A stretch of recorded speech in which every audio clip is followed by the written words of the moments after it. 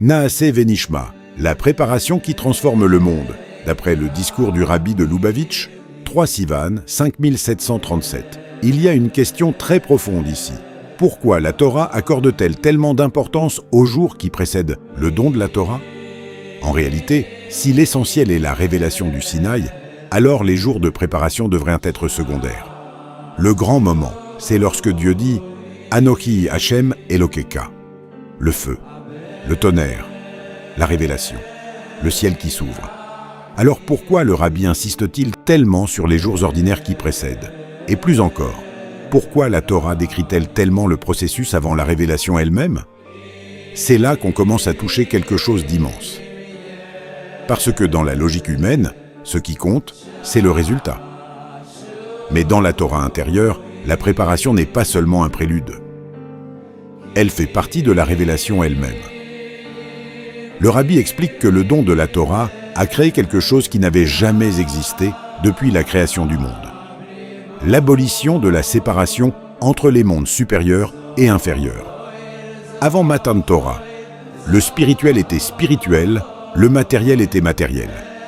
Même les plus grands tzadikim ne pouvaient pas transformer réellement la matière en divinité révélée. Mais au Sinaï, quelque chose s'est brisé. Ou plutôt, quelque chose s'est ouvert. Le haut est descendu vers le bas. Le bas a commencé à monter vers le haut. Et ça, ce n'est pas seulement une idée cosmique, c'est ton histoire personnelle.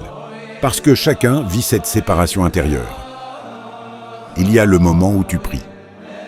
Et le moment où tu travailles. Le moment où tu étudies.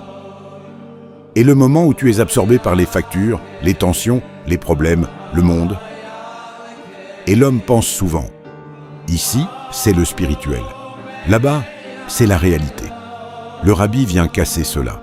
Il dit, la véritable avoda commence précisément quand tu es dans le monde. C'est pour cela qu'il développe tellement la prière de Minha. Pourquoi Minha est-elle si élevée? Le matin, l'âme est encore ouverte. Le soir, l'homme revient déjà vers lui-même. Mais Minha, c'est au milieu du tumulte. Tu es dans les affaires, dans les appels, dans les tensions, dans les pensées. Et soudain, tu t'arraches au monde. Tu t'arrêtes. Tu dis, je suis un serviteur devant mon maître. Le rabbi explique que c'est précisément cette cassure qui touche le plus haut.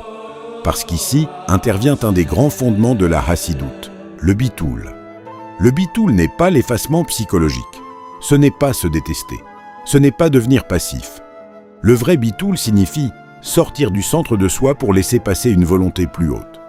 Et c'est exactement ce qui se passe avec Naaseh Venishma. Le monde entier fonctionne selon la logique. D'abord comprendre, ensuite agir. Mais Israël dit « Nous ferons et nous comprendrons ». Attention, ce n'est pas anti-intellectuel. Un sceptique pourrait dire « Donc la Torah valorise l'irrationnel » Absolument pas. La Hassidoute ne détruit pas l'intellect. Elle le dépasse. L'intellect humain appartient au monde du Or Pnimi, la lumière intérieure mesurable. Mais Naaseh touche un niveau plus haut, le Ratson, la volonté essentielle, ce que la Kabbale appelle parfois les Makifim. Quand un juif agit avant même d'avoir tout compris, il touche une dimension infinie de l'âme. Et c'est pour cela que les anges furent de leur bouleversés. Parce qu'un ange comprend. Mais il ne peut pas faire ce saut. Le juif, lui, peut connecter l'essence dans la matière. Le Baal Shem Tov disait qu'une âme descend pendant 70 ou 80 ans dans ce monde pour faire un seul bien matériel à un autre juif. Pourquoi? Parce que précisément dans le concret se cache l'essence. Et ça, c'est le grand renversement du Mahamar. La préparation dans le monde ordinaire est parfois plus profonde que la révélation elle-même. Le rabbi explique quelque chose d'extraordinaire. Au moment du Sinaï, le peuple était déjà élevé. Le monde tremblait. La révélation était visible. Mais les jours précédents, c'était des jours ordinaires, des jours de travail. Et malgré cela, les Juifs se sont détachés intérieurement du monde pour se préparer à recevoir la Torah. Voilà la vraie grandeur. Pas quand l'homme est inspiré, pas quand il sent la lumière, mais quand il est fatigué, occupé, absorbé par le monde et qu'il choisit malgré tout de faire une place à Hachem. L'Admour Hazaken explique dans le Tanya que le but n'est pas seulement le ratso, courir vers le divin. Le but est aussi le chov, ramener cette lumière dans la réalité. Sinon, même la spiritualité peut devenir une fuite. Le rabbi précédent racontait qu'un Hassid était tellement absorbé dans son élévation qu'il oubliait parfois les besoins simples de sa maison. Et les rabbanim lui dirent « Si ta spiritualité ne crée pas plus de lumière chez toi, ce n'est pas encore la finalité de la Torah. » Ça, c'est la révolution du Sinaï. Transformer un repas, un commerce, une discussion, une fatigue, en demeure pour l'essence divine. Le rabbi insiste aussi sur l'unité. Israël campa là, au singulier, comme un seul homme d'un seul cœur. Pourquoi l'unité est-elle indispensable? Parce que la division vient du ego. L'unité vient de l'essence. Quand les âmes descendent dans les corps, elles semblent séparées. Mais dans leur source, elles sont une. Et plus un homme touche son essence, moins il vit dans la séparation. C'est pour cela que Ahavat Israël n'est pas une belle qualité. C'est une révélation ontologique de ce qu'est réellement une âme juive. Le rabbi relie alors cela aux campagnes concrètes, Téphilin, Mezouza, Tzedaka, éducation, Shabbat, pureté familiale. Pourquoi? Parce que le but n'est pas de rester dans l'émotion spirituelle. Le but est de transformer le monde réel. Et là se trouve peut-être le message le plus puissant pour notre génération. Nous vivons une époque étrange, beaucoup de lumière, mais aussi beaucoup de confusion. Les gens cherchent du spirituel, mais souvent sans engagement réel. Le rabbi vient dire « La vraie lumière descend dans l'action, pas seulement dans les émotions, pas seulement dans les idées, mais dans les actes répétés, fatigués parfois, silencieux souvent, mais fidèles. » Et peut-être que la plus grande préparation à la Géoula, ce n'est pas d'attendre des miracles, c'est de transformer chaque journée ordinaire en espace pour le divin.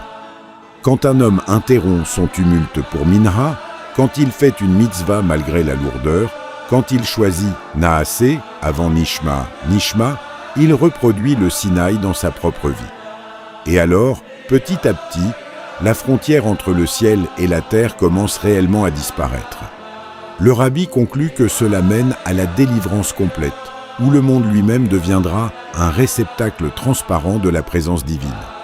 Et peut-être que la vraie question n'est pas « Est-ce que le Makia va venir ?»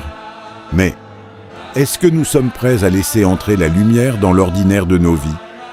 Parce que toute la révolution du Sinaï est là, faire descendre l'infini dans le quotidien.